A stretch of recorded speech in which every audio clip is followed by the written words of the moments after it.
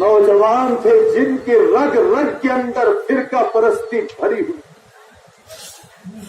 انہوں نے اس پردے والی خاتون پر فکرے کسنا شروع کر دیے.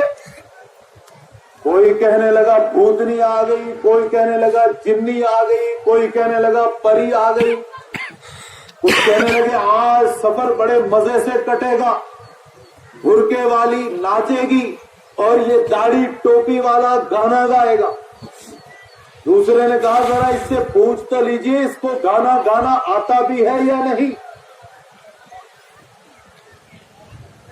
ایک فوراً پکار کے بولا اے ملا جی تم گانا گانا جانتے ہو یا نہیں؟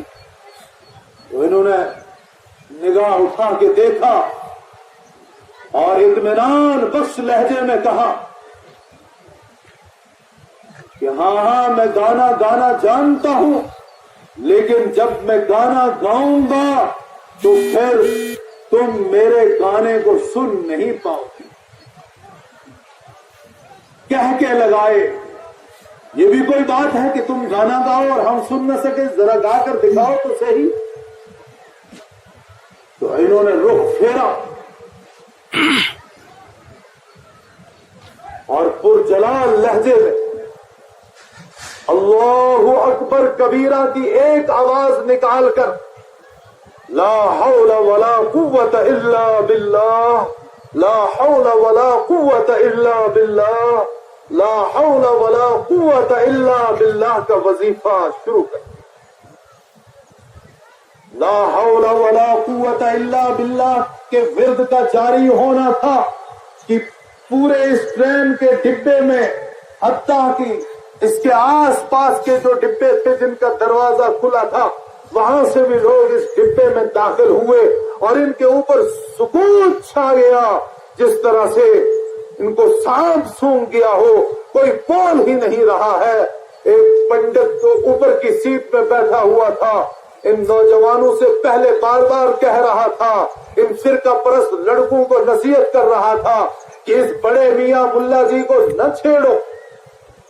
وہ فوراً اپنی سیٹ سے نیچے اترا اور ہاتھ جوڑ کے کہنے لگا ملا جی یہ جانتے نہیں ہیں، نادان ہیں، انہیں کچھ پتا نہیں ہے، یہ فرقہ پرستی کی آگ میں جھلسے ہوئے ہیں جس کی وجہ سے یہ اس طرح کی باتیں کر گئے. آپ مجھے معاف کر دیجئے، اس لیے کہ کہیں ایسا نہ ہو کہ آپ کے اس ذکر کرنے کی وجہ سے کسی کا ہارٹ اٹیک ہو جائے اور کوئی یہاں پر مر جائے، اس لیے میں آپ سے معافی کی درخواست کرتا ہوں. اس وقت انہوں نے وہ ذکر بند کیا. شیخ الاسلام مفتی تقی عثمانی دامت برکاتہم فرماتے ہیں میں نے اپنے والد سے پوچھا کہ یہ بزرگ شخصیت کون تھی کہ جن کے ذکر کے اندر اتنی تاثیر کہ فرقہ پرستوں کے کلیجے پھٹے جا رہے تھے، آخر یہ کون بزرگ تھے؟ تو فرمایا یہ بزرگ ایشیا کی عظیم یونیورسٹی دارالعلوم دیوبند کی شورا کے رکن مولانا حکیم افہام اللہ رحمت اللہ علیہ. آج بھی اللہ کے بندے موجود ہیں. ضرورت اس بات کی ہے کہ اگر ہم یہ چاہیں کہ ہمارے اوپر عادل اور منصف حکمراں آئے تو پھر ہمیں ظالموں جابروں سے نجات پانے کے لیے اپنے آپ کے اندر تبدیلی لانی ہوگی.